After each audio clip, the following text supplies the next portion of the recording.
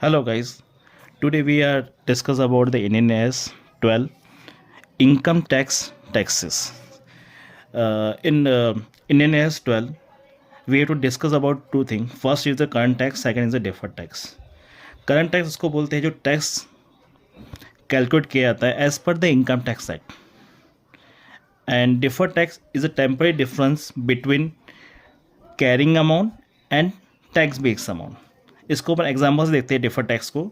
अगर आप देखोगे A limited has accounting profit 10 lakh rupees and depreciation as per the book is 2 lakh rupees SLM basis पे, and depreciation as per the income tax act WDV is 4 lakh rupees. अभी profit निकालेंगे, profit देखेंगे कि profit as per book क्या आ रहा है और as per income tax क्या आ रहा है. अगर आप देखोगे एज पर बुक प्रॉफिट अपना 10 लाख रुपीज़ था एंड डेप्रेशन माइनस करेंगे उस पर, प्रॉफिट बिफोर जो टैक्स था वो 10 लाख रुपीज़ था. डेप्रेशन एज पर बुक थी 2 लाख रुपीज़.